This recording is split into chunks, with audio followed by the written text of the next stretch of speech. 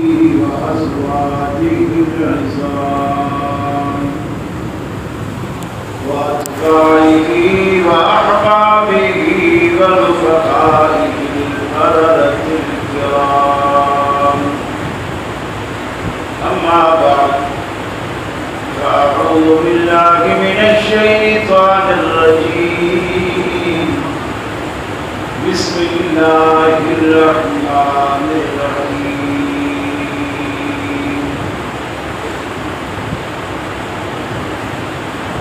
وإذ أخذ ربك من بني آدم من ظهورهم ذريتهم وأشهدهم على أنفسهم ألست بربكم؟ قالوا بلى شهدنا أن تقولوا يوم القيامة إنا كنا عن هذا غافلين.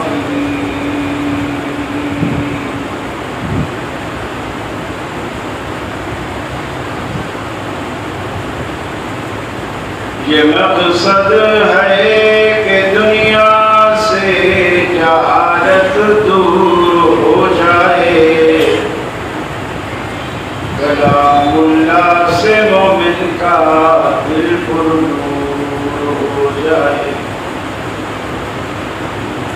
یا الہی، جب تک میرے جسم میں جان رہے تجھ کے صدقے تیرے محبوب قربان رہے، میں رہوں یا نہ رہوں پر دل کی ہے یہ دعا، دین احمد اور عزت قرآن رہے۔ الہی، ہم میں پھر وہ صدیق سا ایمان پیدا کر، عمر فاروق سا کوئی جری انسان پیدا کر، رگے تحریک کٹ جائے دم عثمان پیدا کر، علی المرتضی شیر خدا کی آن پیدا کر۔ عزیز ساتھیوں، دوستوں اور بزرگوں، واجب الاحترام علماء کرام اور میرے ذاتی قربی کے پہلے غریب مسلم بھائیوں، میری ماں بہنوں بیٹیوں، ہم یہاں باقاعدہ ایک تبلیغی، دعوتی اور اصلاحی پروگرام کے عنوان سے جمع ہیں۔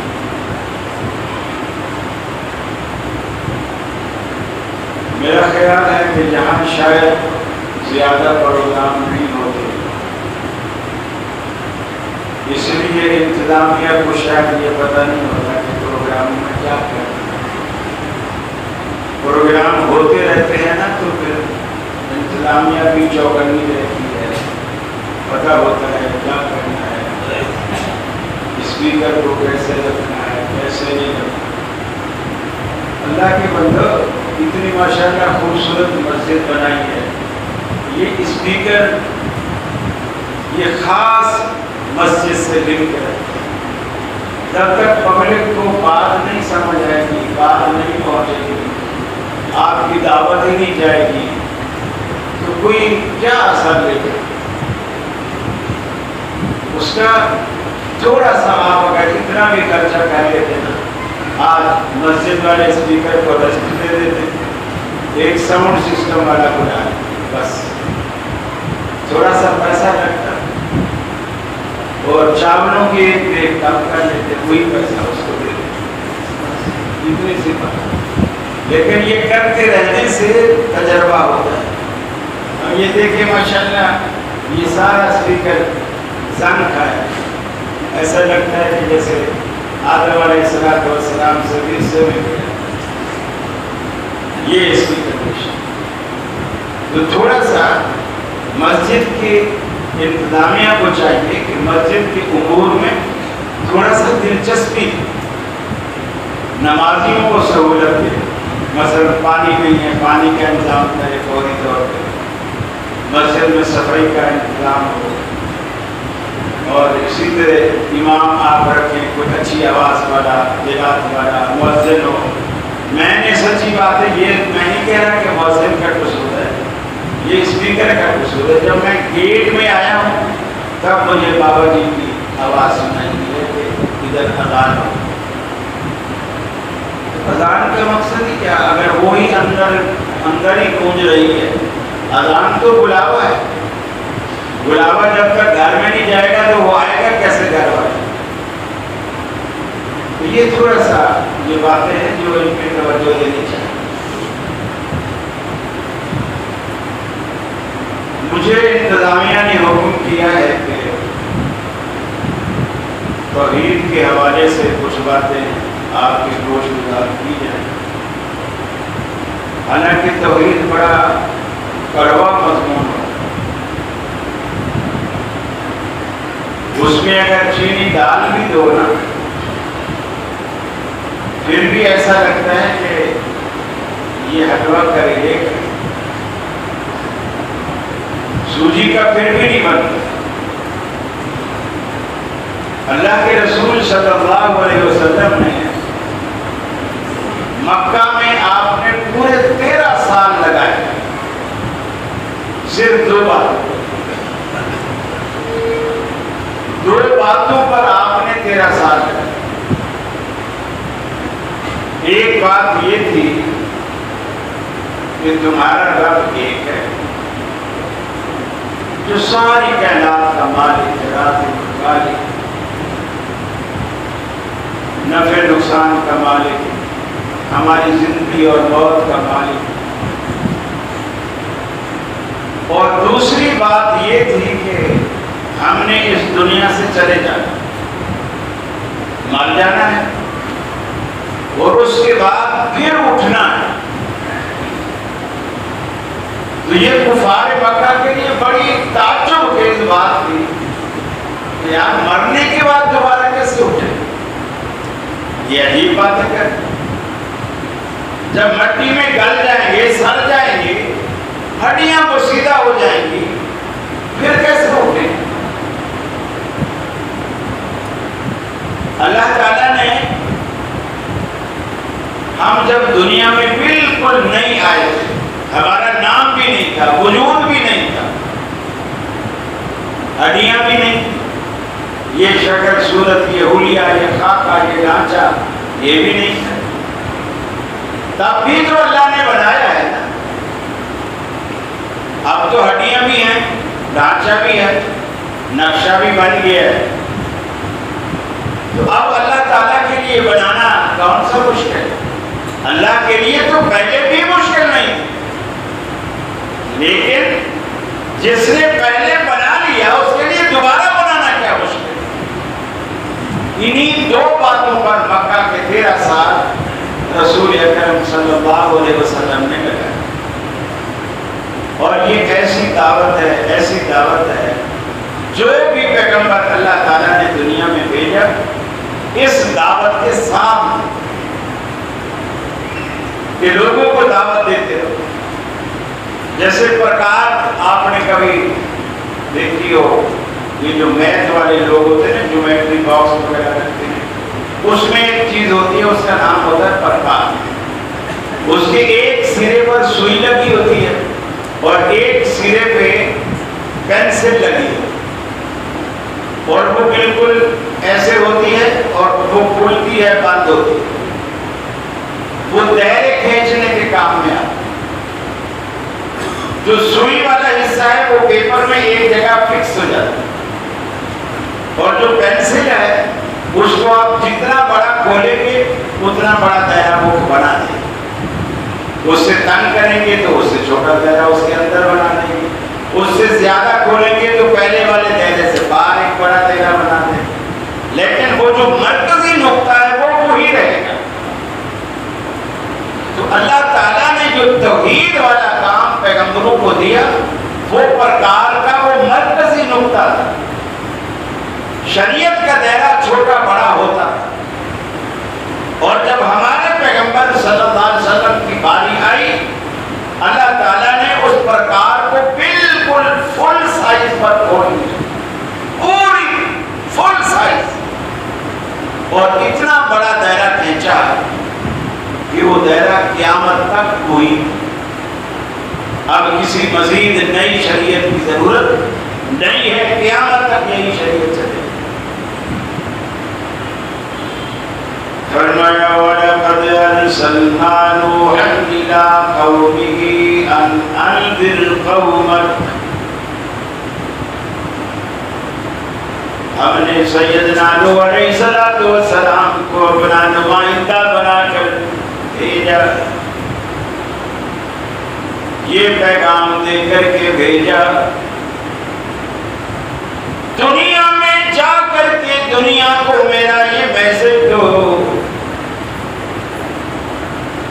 انذر قومک, اپنی قوم کو ڈراؤ بھی, ان کو میرے عذاب سے ڈراؤ بھی, قیامت سے ڈراؤ بھی, جہنم سے ڈراؤ بھی, اور یہ بھی بتاؤ کہ میرے سوا دنیا میں کوئی داتا و دستگیر نہیں, بگڑیاں بنانے والا, روزیاں دینے والا, اولادیں دینے والا, بیٹے اور بیٹیاں ملا کر دینے والا, کچھ نہ دینے والا اللہ کے سوا کوئی نہیں. فرمایا یہب لمن یشاء اناثا ویہب لمن یشاء الذکور. جسے چاہتا ہے رب العالمین بیٹیاں دیتا ہے, لڑکیوں کی لینے لگ جاتی ہیں گھر میں, اور جسے چاہتا ہے رب العالمین بیٹی عطا کرتا ہے. دعائیں مانگتے ہیں رب العالمین کے حضور, روتے ہیں, گڑ گڑاتے ہیں, علاج معالجے کرتے ہیں کہ گھر میں کوئی بیٹی بھی ہونی چاہیے. اللہ رب العالمین کہتا ہے ہم نہیں دیتے, اور کبھی ایسا بھی کرتے ہیں وَيُزَوِّجُهُمْ ذُكْرَانًا وَإِنَاثًا, ہم بیٹے بھی دیتے ہیں بیٹیاں بھی دیتے ہیں, دونوں ملا کر دیتے ہیں, بلاول بھی دیتے ہیں بختاور بھی دیتے ہیں, دونوں جمع کر کے دیتے ہیں. وَيَجْعَلُ مَن يَشَاءُ عَقِيمًا, اور نہیں دینے پر آتے تو دنیا کی کوئی طاقت اسے دے نہیں سکتی, ہم آج بنا کر چھوڑ دیتے ہیں. دنیا کے ڈاکٹر عاجز آ جاتے ہیں, تعویذ دینے والے بھی عاجز آ جاتے ہیں, دھاگے پڑھنے والے بھی عاجز آ جاتے ہیں, بوتلوں میں تھو کرنے والے بھی عاجز آ جاتے ہیں, حکیم فقیر سب عاجز آ جاتے ہیں. حتیٰ کہ پہلی شادی کر لی اولاد نہیں ہوئی, کسی نے مشورہ دیا دوسری کر لی اولاد نہیں ہوئی, کسی نے پھر مشورہ دیا تیسری کر لی اولاد نہیں ہوئی, پھر کسی نے مشورہ دیا چوتھی کر لی اولاد نہیں ہوئی. اولادیں دینا درگاہوں کا کام نہیں, مولویوں کا, پیروں کا, فقیروں کا, تعویذ فروشوں کا, راکیوں کا کام نہیں, ڈاکٹروں اور حکیموں کا کام نہیں. اللہ کہتا ہے یہ میرے ہاتھ میں ہے. اللہ کا سچا پیغمبر حضرت زکریا علیہ السلام اور پھر دوسرے حضرت ابراہیم علیہ السلام بالکل بڑھاپے میں پہنچ گئے, جوانی ساری گزر گئی, اپنی بیوی کی بیوی بھی اس عمر میں آ گئی جس عمر میں عورتیں پانچ ہوا کرتی ہیں, خود بھی اس عمر میں آ گئے, لیکن دل میں چمک اٹھی. مریم علیہ السلام کو بے موسم پھل کھاتے دیکھ کر پوچھا مریم یہ پھل کہاں سے آئے ہیں؟ انگوروں کا تو मौसम नहीं तेरे पास अंगूर कहां से आए। उन्होंने कहा कि अल्लाह रब्बुल आलमीन की जनाब से आए हैं। दिल में एक उम्मीद जाग उठी, अल्लाहुल आलमीन अगरचे मेरी उम्र तो नहीं, मेरी बीवी की भी उम्र तो नहीं, लेकिन तेरे लिए कोई चीज नामुमकिन भी नहीं, ना हमारा बुढ़ापा, ना हमारी बीवी का बाजुपन। तू तो सब कुछ करने वाला, नामुमकिन को मुमकिन बनाने वाला, तेरे हाथ में सब कुछ है। इलाहुल आलमीन हमारे घर में भी तो औलाद गए फूल खिला दे, हमारा आंगन फूलों से खाली है। मैं ज्यादा लाओ लश्कर नहीं मांगता, एक बेटा ही अता कर दे। अल्लाह का कुरान कहता है इन्ना नुबश्शिरुका बिगुलाम। हमने ज़करिया अलैहिस्सलातु वस्सलाम की दुआ को, फरियाद को सुना, फिर बिशारत दी एक बेटे की, और ये भी कहा कि बेटा भी देंगे, और उसका नाम भी हमने खुद तजवीज़ किया है, इस्मुहु यहया लम नजअल लहू मिन क़ब्लु समिय्या। ये ऐसा नाम है, इससे पहले आज तक हमने किसी शख्सियत के लिए इस नाम का इंतखाब नहीं किया। इब्राहीम अलैहिस्सलातु वस्सलाम भी बिल्कुल बुढ़ापे में पहुंच गए, उनको भी रब्बुल आलमीन ने दुआ मांगने पर, अल्लाह से मांगने पर, हालांकि वो खुद पैगंबर हैं, मगर अल्लाह दिखाता है सब कुछ मेरे हाथ में है, मेरे पैगंबर भी मेरे मोहताज हैं, मेरे इख्तियार से कोई बाहर नहीं, मेरी मर्जी से कोई बाहर नहीं। यहाँ तो लोग कहते हैं हमने तो फलां पीर की का दामन पकड़ा हुआ है, बस हम जब जाएंगे ना अल्लाह ताला के अर्श का नौज़ुबिल्लाह पाया पकड़ के वो खड़ा हुआ होगा पीर साहब, और हमें देखेगा। हमने तो सारी जिंदगी ज्ञानी दी है, हमें देखेगा, पहचानेगा, अल्लाह से कहेगा मेरा है, अल्लाह कहेगा चलो जाने। ऐसे जाने दे वाला मामला नहीं। बड़े बड़े किस्से लोगों ने बना रखे। एक साहब कहने लगे कि जी ये वहाबी लोग पीरों को नहीं मानते, पीर फकीर देखो इतना करामत वाले होते हैं कि पीर अब्दुल कादिर जिलानी का धोबी फौत हो गया, कब्र में गया, फरिश्ते आ गए सवाल जवाब करने वाले, तेरा रब कौन है, तेरा दीन क्या है, तेरा नबी कौन है। तीनों सवालों के जवाब में एक ही जवाब देता है, मैं पीर साहब का धोबी।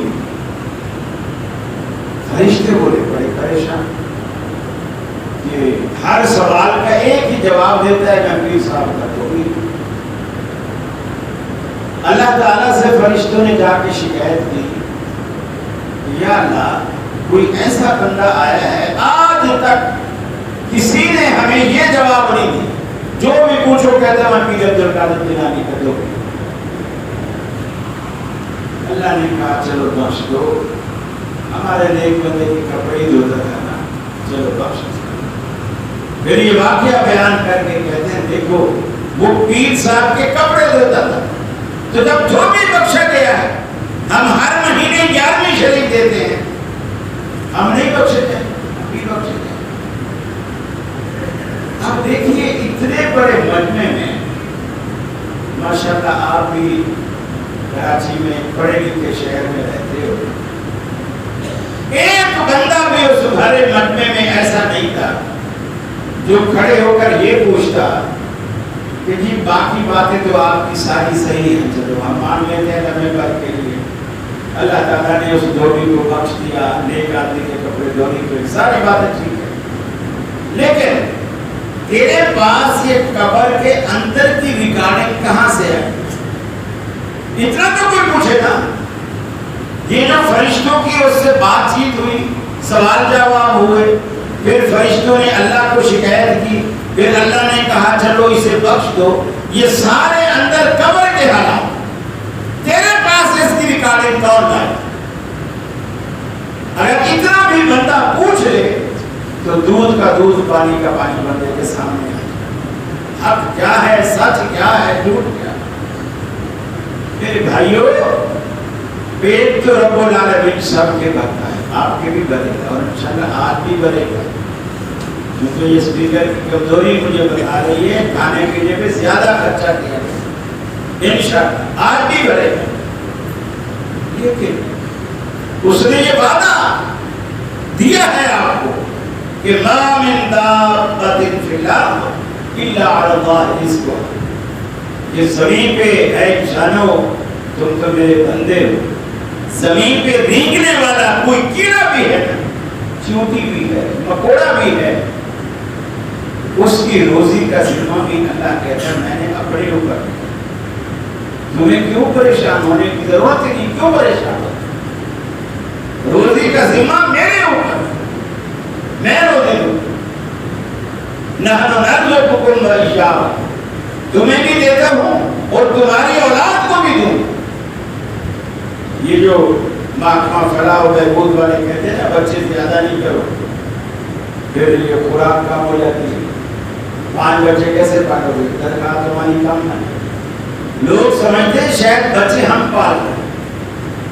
دیکھیے دنیا میں سب سے کم تنخواہ مولوی کی ہوتی، سب سے کم تنخواہ مولوی کی، اور سب سے سخت ڈیوٹی مولوی کی.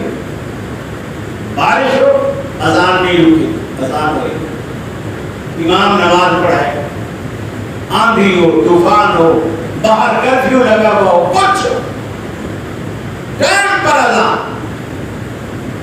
کیونکہ نمازی تو ہر نمازی متولی ہوتا ہے پوچھنے والا، آج 1 منٹ لیٹ کیوں ہوگی، آج 1 منٹ پہلے کیوں کھڑی ہوگی.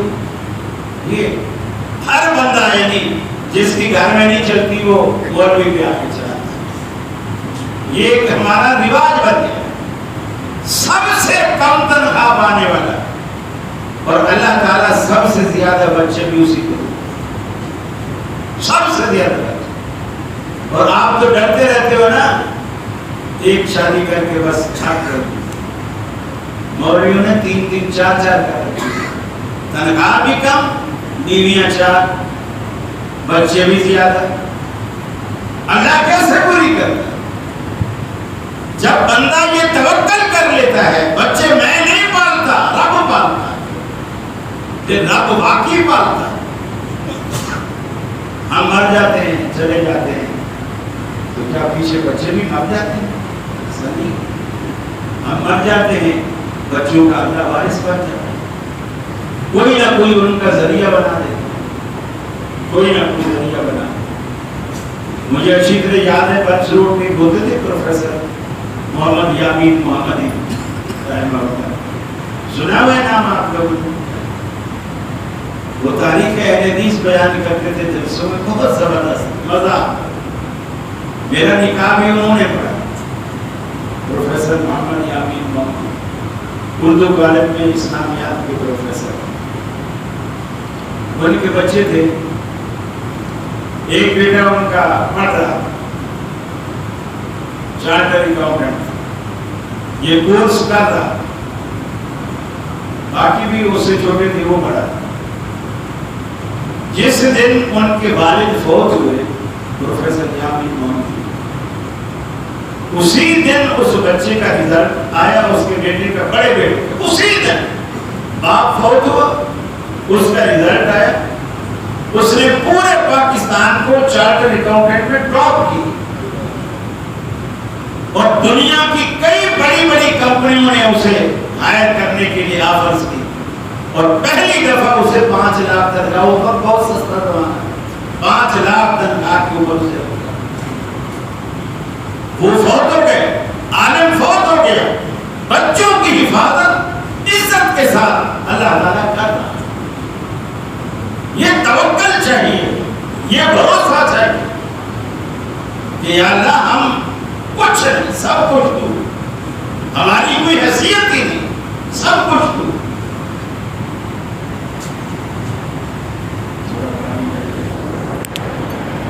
جیسے حضرت یوسف علیہ السلام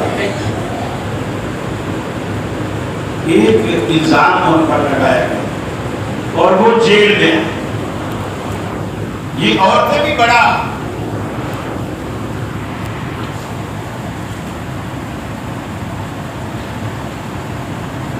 فتنہ ہے،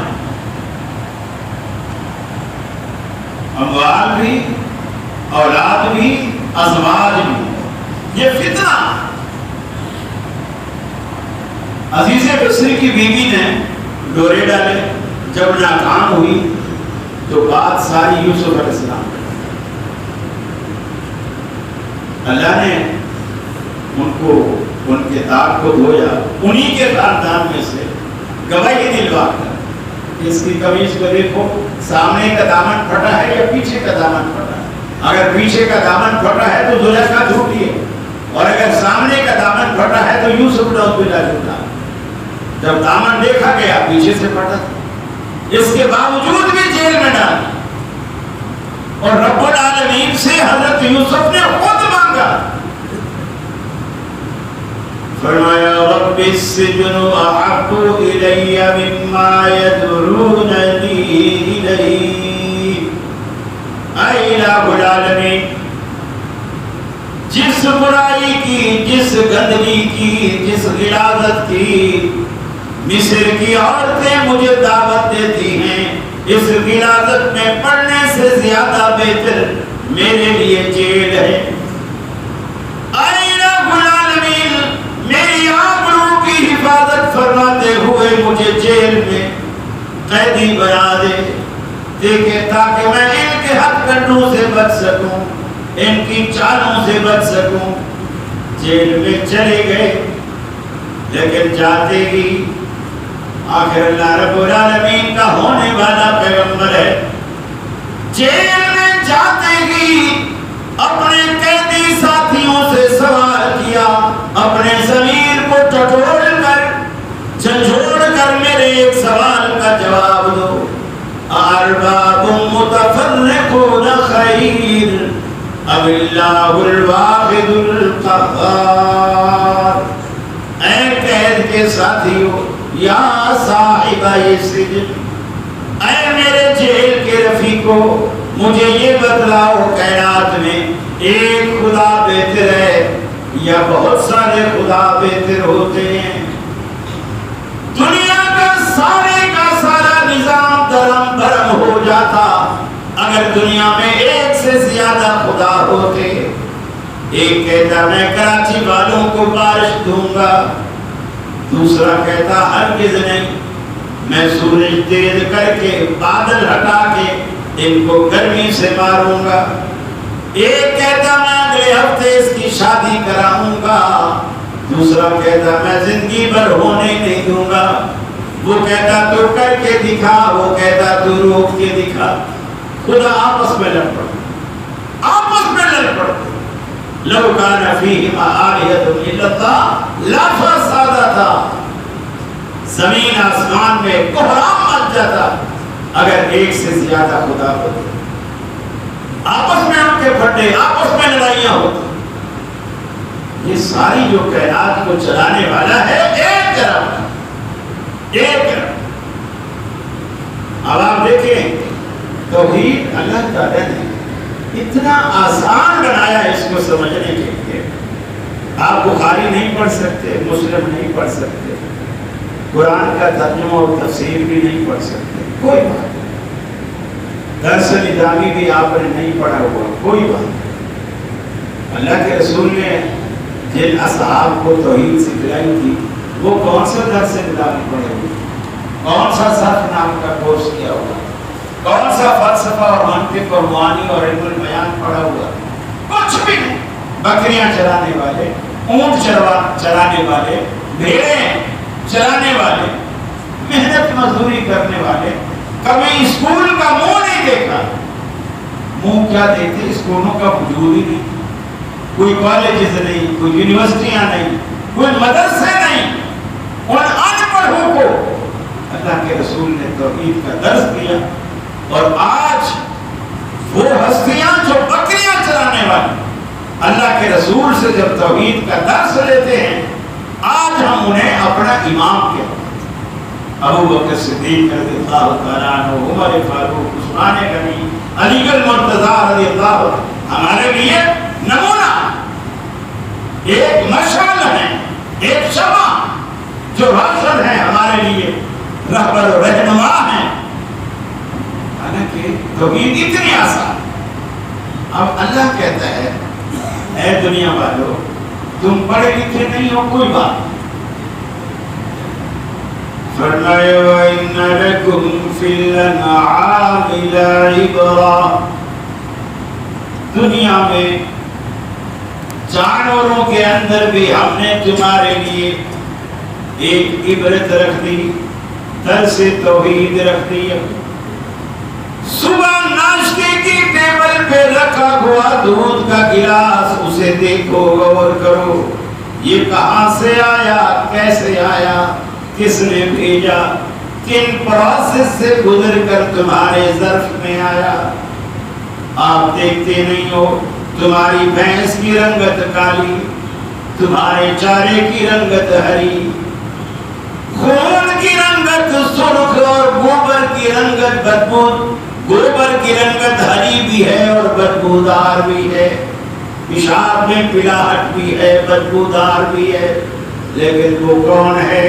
ایک ہی پیٹ کے اندر چارہ بھی وہی، خون بھی وہی، پیشاب بھی وہی اور گوبر بھی وہی، ایک ہی چارے سے بننے والے خون میں، ایک ہی چارے سے بننے والے خون میں دودھ کو شامل نہیں ہونے دیتا، ایک ہی چارے سے بننے والے دودھ میں خون کو شامل نہیں ہونے دیتا، گوبر کی بدبو کو بھی شامل نہیں ہونے دیتا، گھاس کی رنگت کو بھی شامل نہیں ہونے دیتا، بھینس کی سیاہی کو بھی شامل نہیں ہونے دیتا۔ من بین فرث ودم لبنا خالصا، ارے وہ کون ہے جو اس بھینس کے پیٹ میں گوبر اور خون کے درمیان میں سے گزار کر تمہارے برتن میں خالص سفید اور شفاف خوش ذائقہ اور خوش رنگ دودھ تمہیں پلانے والا کون ہے؟ کون پلانے والا؟ اللہ رب العالمین۔ میرے بھائیو، اللہ رب العالمین کی ذات، اور جب وہ یہ سب کچھ کرتا ہے، آپ کو یہ پلاتا ہے، تو پھر یہ حق بھی اسی کا ہے کہ جب آپ بانٹے تو بانٹے بھی اسی کے نام۔ آپ دیکھیں کہ پیر صاحب نے کبھی، پیر عبد القادر جیلانی رحمۃ اللہ علیہ نے کبھی بھینس کا کوئی سینگ بنایا ہو، کوئی دم بنائی ہو، کوئی ایک کان بنایا ہو، یا اس کا چارہ اگایا ہو، یا اندر چلو کوئی مشینری پیر صاحب نے فٹ کی ہو، جو دودھ اور یہ سارا فلٹریشن کا سارا نظام اللہ نے اندر لگایا ہو، کچھ بھی، سب کچھ اللہ رب العالمین کیا۔ اللہ سے سارے پیغمبر عاجز، سب کچھ کرنے والا، کوئی کچھ نہیں کر سکتا۔ اب آپ دیکھیں حضرت یونس علیہ السلام، اللہ نے کہا کہ تیری قوم پر عذاب آئے گا، اللہ سے اجازت لیے بغیر راتوں رات نکل پڑے، ہجرت کر، علاقہ چھوڑ، دریا کے کنارے گئے، کشتی مل گئی، کشتی میں بیٹھ گئے۔ اس زمانے میں ایک رواج تھا کہ کوئی غلام اپنے مالک اور آقا کی مرضی کے بغیر اگر بھاگتا اور وہ کشتی میں بیٹھتا، کشتی منجھدار میں پھنستی تو لوگ پورا ڈالتے، اور جس کے نام پورا آتا اس کو کشتی سے نکال کے باہر کرتے۔ وہ پورا ڈالتے ہیں، یونس علیہ السلام کے نام نکلتا ہے، دیکھتے تو بڑا شریف آدمی، نیک آدمی، پھر ڈالتے ہیں پورا، پھر انہیں کے نام نکلتے آگے ڈال دیے دریا۔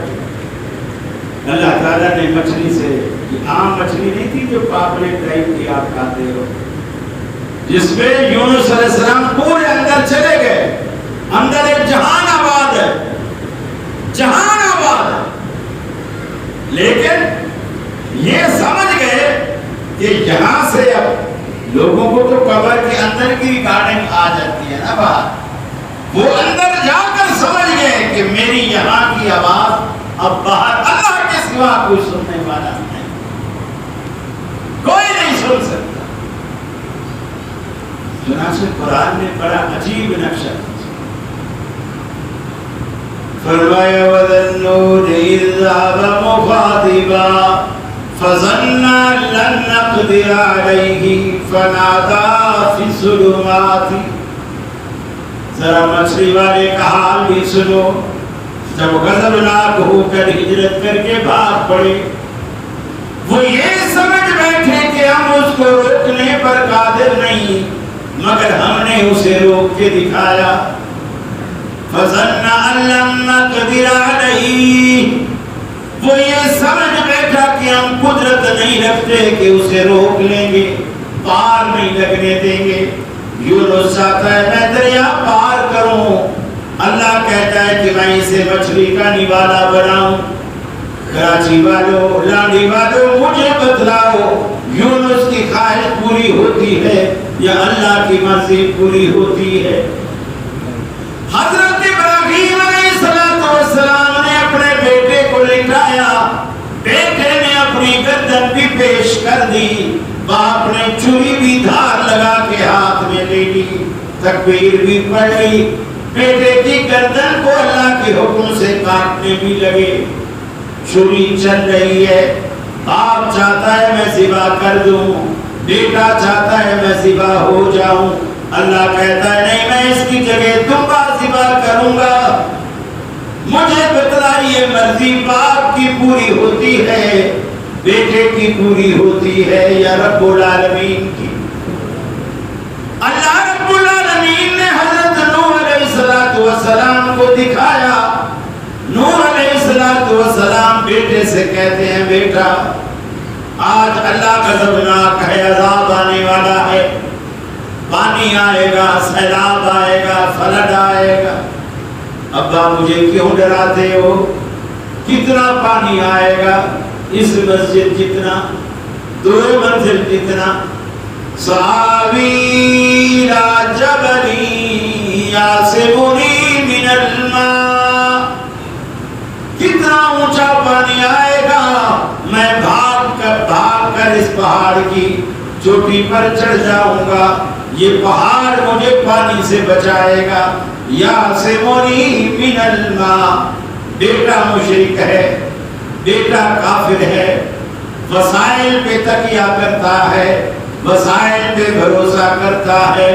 لیکن موحد باپ سیدنا نوح علیہ السلام نے کہا بیٹا لا عاصم اليوم من امر اللہ. اے میرے لفظ جگر یہ تیری بھول ہے. آج اللہ کے حکم کے سوا کوئی کسی کو بچانے والا نہیں. اللہ ہی بچائے گا کوئی کسی کو بچانے والا نہیں. قرآن کہتا ہے بیٹے باپ اور بیٹے کے درمیان دونوں کی تکرار جاری ہے. باپ کا اصرار جاری ہے بیٹے کا انکار جاری ہے. اس اصرار اور انکار کے درمیان حال بینہما الموج فکان من المغرقین.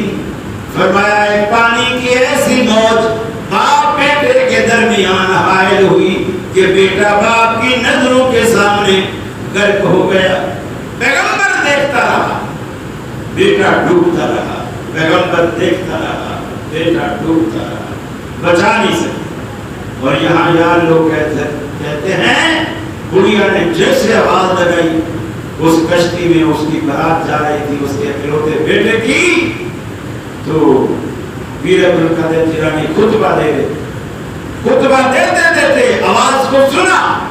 خطبہ دیتے منبر پہ ایسے کیا پھر ہاتھ اٹھایا تو ان کی آستین سے سارا پانی ٹپک رہا تھا.